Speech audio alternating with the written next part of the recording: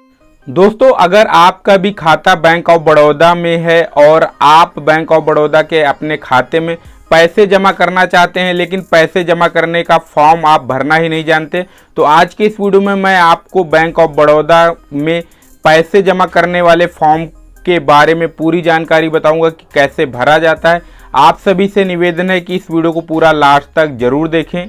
नमस्कार दोस्तों, मेरा नाम आशीष और आपका हमारे इस नए वीडियो में बहुत बहुत स्वागत है। तो चलिए वीडियो को शुरू करते हैं।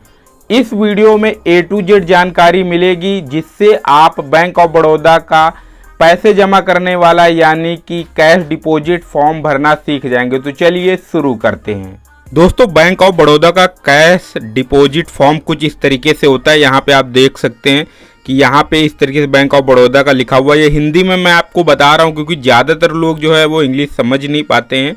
मैं ये नहीं कहता हूँ कि आप लोग बिल्कुल समझ नहीं पाते, लेकिन कुछ लोग समझ नहीं पाते, इसलिए मैं हिंदी में बता रहा हूँ क्योंकि बेहतर होता है कि आप हिंदी में सीखें। और अगर आप इंग्लिश में भी सीखना चाहते हैं तो मैं आपको नेक्स्ट वीडियो में इंग्लिश में भी बता दूंगा। आप कमेंट करके बताइएगा तो मैं इंग्लिश में भी बता दूंगा। तो चलिए इस फॉर्म को सबसे पहले भरना सीखते हैं। तो सबसे पहले मैं आपको इसको थोड़ा सा ऐसे रोटेट कर लेता हूँ। आपको बस केवल ध्यानपूर्वक इसको देखना है।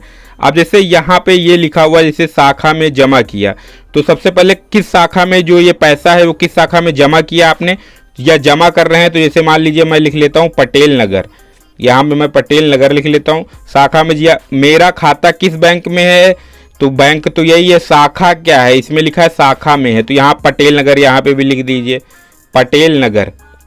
और वीडियो को पूरा देखिएगा, मैं बारीकी से बताऊंगा और इन्फॉर्मेशन रहेगी पूरी, इसलिए आपको वीडियो को पूरा देखना है। अब यहाँ पे जिस डेट को ये फॉर्म जो है आप भर रहे हैं उस डेट को आपको डालना है। तो जैसे कि आज जो डेट है, आज है 09/06/2024, ये मैंने डेट डाल ली। फिर उसके बाद ये आपका पूरा नाम यहाँ पे लिखना है। तो जैसे मेरा नाम है आशीष कुमार, इस तरीके से यहाँ पे मैं लिख लूँगा आशीष कुमार। अब यहाँ पे दो ऑप्शन मिलते हैं, खाता संख्या, वर्चुअल खाता संख्या। तो आपको खाता संख्या मिली होगी, आपको पासबुक में अपना देख लेना है। तो खाता संख्या यहाँ पे कुछ इस तरीके से जो है रहती है, आपको अपने हिसाब से भर लेना है।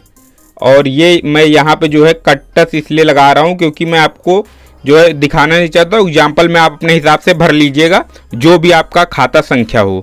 उसके बाद खाते का प्रकार लिखा हुआ है, तो बचत खाता है, चालू खाता है, कौन सा है, तो यहाँ पे मेरा है जो है बचत खाता है। तो यहाँ बचत खाता यानी saving account. Saving account current account होता है, तो सेविंग अकाउंट यहाँ पे मैंने लिख लिया। फिर उसके बाद यहाँ पे आपको जो ये ऑप्शन है, ये देखिए चेक के लिए होता है। अगर नगद जमा करना है तो ये ऑप्शन आपको मिलेगा। तो 2000 की कितनी नोटें हैं आपके पास, जैसे मान लीजिए 2000 की केवल एक नोट है मेरे पास, तो यहाँ पे आपको ये एक नोट है तो आपको टोटल लिख लेना है। तो 2000 की एक नोट होगी तो 2000 इस तरीके से। अब 500 की कितनी नोटें हैं, तो 500 की यहाँ पे मेरे पास जो है 8 नोटें हैं। तो यहाँ पे मैं कर लेता हूँ 8 नोटें हैं, तो यहाँ पे 8 कर लेता हूँ और यहाँ पे कर लूँगा 4000। इस तरीके से 4000 हो जाएंगे। अब टोटल जोड़ हो गया 6000, तो यहाँ पे मैं 6000 लिख लूँगा, 1 2 3 4, 6000 हो गया जोड़। फिर उसके बाद यहाँ पे जोड़ हो गया। अब यहाँ पे एक ऑप्शन मिलेगा कुल राशि शब्दों में लिखिए, तो यहाँ पे शब्दों में लिखना है। तो यहाँ पे आपको शब्दों में इस तरीके से लिखना है 6000 रुपये। जितने भी आप रुपए जमा करना चाहते हो उतने आपको लिखना है। तो जैसे यहाँ नोटों का प्रकार लिखा है, 2000 की कितनी नोटें हैं वो आपको लिखना है, 500 की कितनी नोटें हैं वो आपको लिखना है, 200 की है, 100 की है, 50 की है, 20 की है, 10 की है, 5 की है। यहाँ पे नोटें जितनी भी हों और यहाँ पे पीस के हिसाब से यहाँ पे लिखना है और टोटल यहाँ पे लिख देना है। अब इतना आपने कर लिया। यहाँ पे लिखा है पैन कार्ड, यदि 50,000 से अधिक जमा कर रहे हैं तो यहाँ पैन कार्ड नंबर डालना होता है। मैं 50,000 से अधिक जमा नहीं कर रहा हूँ तो यहाँ पैन कार्ड नंबर मैं नहीं डाल रहा हूँ। अब यहाँ पे मोबाइल नंबर डालना होता है। मोबाइल नंबर इसलिए डालना होता है कि कभी कभी कोई प्रॉब्लम होती है तो वो कॉल करके आपको बता सकें कि नहीं आपका पैसा जमा हुआ है कि नहीं, ये क्या प्रॉब्लम, इसलिए मोबाइल नंबर आपको अवश्य डालना चाहिए। तो यहाँ मोबाइल नंबर मैं डाल लेता हूँ इस तरीके से। इस तरीके से मैं मोबाइल नंबर डाल लूँगा। यहाँ मैंने मोबाइल नंबर डाल लिया। फिर उसके बाद हस्ताक्षर आपको यहाँ पे कर देने हैं। जो भी आपके बैंक में हस्ताक्षर हों वो आप कर लीजिएगा। यहाँ पे या फिर जमा करने के समय कोई हस्ताक्षर मैच नहीं करता, लेकिन आपको हस्ताक्षर यहाँ करना आवश्यक हो जाता है। ये स्लिप आपकी एक तरफ की भर गई। अब दूसरी तरफ की स्लिप आ जाते हैं तो दिनांक जो आपने यहाँ डाला वही आपको दिनांक यहाँ डालना है। तो यहाँ 09/06/2024 ये मैंने डाल लिया। फिर उसके बाद यहाँ पे जमा किया किसमें, पटेल नगर, यहाँ पे लिखा पटेल नगर, पटेल नगर ये लिख दिया। मेरा खाता भी पटेल नगर में ही है, पटेल नगर।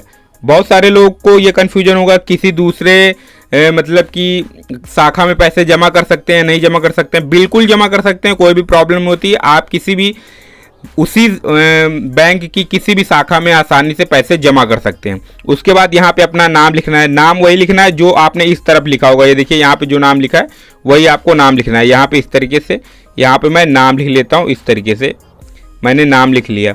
फिर उसके बाद खाता संख्या, खाता संख्या सेम आपको वही डालना है जो ये खाता संख्या, क्योंकि ये इधर वाली स्लिप आपको मिलेगी, इधर वाली स्लिप बैंक वाले रख लेंगे यहाँ से 20 से काट के। तो यहाँ पे खाता संख्या मैं डाल लेता हूँ वही जो मैंने डाली थी। ये मैंने खाता संख्या अपनी डाल ली है। और ये खाता संख्या मैंने पहले ही आपको बताया कि पासबुक में आपको मिल जाएगी, वहाँ से आप पासबुक से देख सकते हैं। पासबुक में खाता संख्या लिखी रहती है। फिर उसके बाद बचत खाता यहाँ पे मैं लिख लेता हूँ इस तरीके से, बचत खाता मैंने लिख लिया। टोटल जो है विवरण कितने रुपए आप जमा कर रहे हैं, तो यहाँ पे मैं लिख लेता हूँ 6000 रुपये टोटल जमा कर रहा हूँ। इस तरीके से जोड़ पूरा 6000 इस तरीके से मैं कर लेता हूँ। इस तरीके से कुल राशि शब्दों में, तो यहाँ पे 6000 रुपये लिख लेता हूँ, 6000 रुपये मात्र। यहाँ पे मैंने लिख लिया 6000 रुपये मात्र। अब यहाँ पे इतना जो है सारा कुछ जो है कंप्लीट हो गया। और अब आपका जो है फॉर्म यहाँ पे भर के रेडी हो गया। अब यहाँ पे आपको कोई भी डिटेल्स अलग से भरने की जरूरत नहीं। आप सिंपल सा एक चीज़ आपको ध्यान देना है कि यहाँ पे अगर आप नगदी जो है 50,000 रुपये से अधिक जमा कर रहे हैं तो यहाँ पैन कार्ड नंबर डालना होता है। पैन कार्ड नंबर जो है 6 या 7 डिजिट का होता है, वो पैन कार्ड आप देख लेना है। अब यहाँ पे मैं एक बार आपको फिर से इत्मीनान से बता देता हूँ कि आपको क्या क्या भरना है। तो सबसे पहले आपको यहाँ पे अपने जिस भी शाखा में आप पैसे जमा करने गए हैं उस शाखा का यहाँ पे नाम लिखना है। आपका खाता किस शाखा में है वो यहाँ पे लिखना है। आपको अपना पूरा नाम लिखना है जो बैंक में है। उसके बाद खाता संख्या लिखनी, खाता संख्या आपकी पासबुक में मिल जाएगी। आपका खाते का प्रकार क्या है, बचत खाता है, चालू खाता है, सेविंग अकाउंट या करंट अकाउंट, वो आपको यहाँ लिखना है। आप जो रुपए जमा कर रहे हैं उसमें नोट कौन कौन सी है और कितनी नोटें हैं वो पीस में यहाँ पे लिखना है। टोटल जोड़ यहाँ पे लिखना है। उसके बाद टोटल जो पैसे होते हैं वो यहाँ लिखना है। उसके बाद शब्दों में यहाँ पैसे लिखने हैं कि कितने रुपए आप जमा कर रहे हैं। उसके बाद यहाँ पे अगर 50,000 से अधिक जो है आप पैसे जमा कर रहे हैं तो यहाँ पे आपको अपना पैन कार्ड नंबर डालना होगा। उसके बाद मोबाइल नंबर अवश्य डालें, मोबाइल नंबर डालना होगा। फिर उसके बाद जमाकर्ता के हस्ताक्षर, अगर आप पैसे जमा कर रहे हैं तो यहाँ पे साइन आपको डालने होंगे। उसके बाद यहाँ पे फिर वही प्रोसेस आपको भरना है। यहाँ पे आपको डालना है शाखा, किस शाखा में पैसे जमा कर रहे हैं। यहाँ पे डेट डाल देनी, यहाँ पे भी डेट सेम होनी चाहिए। उसके बाद यहाँ पे अपना पूरा नाम डालना है, किस शाखा में आपका बैंक है, अकाउंट है, वो डालना है। यहाँ पे खाते का जो है अकाउंट नंबर डालना है, खाता संख्या डालनी है, खाते का प्रकार क्या है वो डालना है, रुपए कितने जमा करने हैं वो डालना है और यहाँ रुपए डालना है। फिर उसके बाद जब ये स्लिप आप बैंक वालों को देंगे और पैसे देंगे, उसके बाद वेरीफाई करने के बाद यहाँ पे मोहर लगा दी जाती है इस जगह और ये यहाँ से आपको कट करके दे दी जाती है। और ये आप जो है सिक्योरिटी रीजन की वजह से, और आप इसको जो है रख सकते हैं जब आपके खाते में पैसा नहीं अगर जमा होता है तो आपको ये स्लिप जो है दिखानी होगी बैंक अकाउंट बैंक में। और बैंक कर्मचारी स्लिप को देखने के बाद आपका पैसा अगर जमा नहीं होगा तो इस स्लिप के बाद आपका पैसा जमा किया जाता है। लेकिन बेसिकली 100% होता है यही कि आप इसको स्लिप रखे रहेंगे, पैसे वैसे भी जमा हो जाते हैं, लेकिन ये स्लिप को आप जरूर रखिएगा। इस प्रकार आप बैंक ऑफ बड़ौदा में कैश डिपॉजिट स्लिप को आसानी से भर सकते हैं। दोस्तों, अगर आपने इस वीडियो को यहाँ तक देखा है तो आपको सारी जानकारी मिल गई होगी। अगर आपको हमारा ये वीडियो पसंद आया हो तो कृपया करके इस वीडियो को लाइक करें, अपने सभी दोस्तों के साथ शेयर करें। चैनल को अभी तक सब्सक्राइब नहीं किया, प्लीज़ सब्सक्राइब जरूर कर लीजिए हमारे चैनल को। साथ में नोटिफिकेशन बिल को ऑल नोटिफिकेशन पे ऑन जरूर कर लीजिए। आज के इस वीडियो में दोस्तों इतना ही। Thanks for watching my video. जय हिंद, वंदे मातरम।